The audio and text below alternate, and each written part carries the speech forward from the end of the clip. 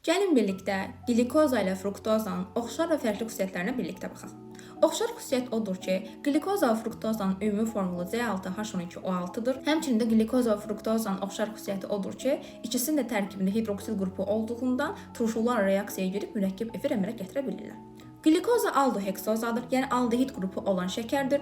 Fruktoza isə ketoheksozadır, yəni keton qrupu olan şəkərdir. Glikozanın açıq quruluşunda bir dənə aldehid qrupu, 5 dənə hidroksil qrupu və 4 dənə asimetrik karbon atomu, qapalı quruluşunda isə aldehid qrupu yoxdur, 5 dənə hidroksil qrupu və 5 dənə asimetrik karbon atomu vardır. Açıq quruluşdan qapalı quruluşa keçəndə asimetrik karbon atomlarının sayı 1% artacaqdır. Fruktozanın açıq quruluşunda isə bir dənə keton qrupu, 5 dənə hidroksil qrupu və 3 dənə asimetrik karbon atomu.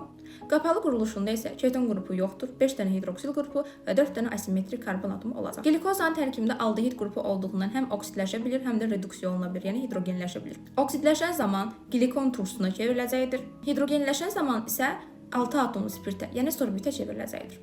Fruktozada isə keton qrupu olduğundan hidrogenləşə bilir. Hidrogenləşən zaman 6 atomlu spirtə çevriləcəkdir. Amma keton qrupu oksidləşə bilmədiyindən oksidləşməyəcəkdir. Bu qədər. Belə videoların gəlməsini istəyirsənsə səhifəmi izləməyi unutma. Hələlik.